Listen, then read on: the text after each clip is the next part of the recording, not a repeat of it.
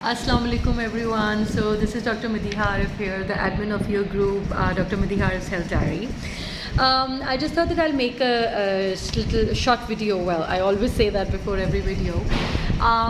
Regarding prioritizing your mental health, अपनी ज़हनी सेहत को, अपनी mental health को prioritize करने के बारे में I just wanted to talk a bit. मैं इंग्लिश उर्दू थोड़ा सा मिक्स ही रखूँगी ताकि दोनों ऑडियंस के लिए कुछ इजी हो जाए. मैं एक स्टूडेंट से बात कर रही थी अभी थोड़ी देर पहले और वहीं से मेरे जहन में ये बात आई कि आप में से बहुत सारे बच्चे हैं, स्टूडेंट्स हैं, मुझे कई दफ़ा मैसेजेस भी आते हैं जो स्कूल यूनिवर्सिटी में हैं, स्पेशली जो हॉस्टल्स में हैं.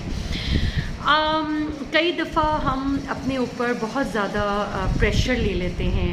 We tend to take a lot of pressure on ourselves regarding the different curricular, well, that's important, but curricular and extracurricular activities happening in the college or in the university. And for those of you who are very actively participating in all the extracurricular activities of the college or university, that's absolutely amazing. मैं खुद बहुत active थी. Those of you who know that कोई ऐसी society नहीं थी college की जिसकी मैं member नहीं थी या part नहीं थी. And most of the time, we were the vital part of the societies as well. So I do understand that pressure that sometimes comes because एक एक्सपेक्टेशन होती है आपके सीनियर्स की, आपके कोलीग्स की, आपके वहाँ के फेलो मेंबर्स की, आपसे साथ पढ़ाई भी होती है. स्पेशली जैसे मेडिकल कॉलेज में मैं थी तो वहाँ की अपनी भी पढ़ाई का एक बड़ा बर्डन होता है. साथ आपके पास एक एक्सपेक्टेशन होती है कि अच्छा यार मैंने फ़लाना क्लब भी ज्वाइन किया हुआ है, मैंने फ़लानी सोसाइटी भी ज्वाइन की हुई है, मैंने ये भी करना है, वो भी करना है.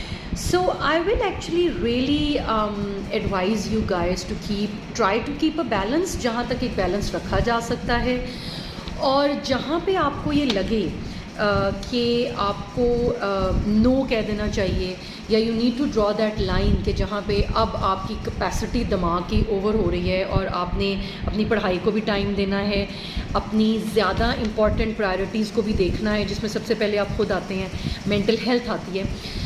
तो उस जगह पर you need to draw that line. और इसमें जो सबसे इम्पॉर्टेंट बात है, जो students, non students, doctors, non doctors, stay at home mums या हाउस वाइफ्स या बाहर के हर बंदे को मैं ये कहना चाहूँगी that you really need to decide today and you need to learn how to say no.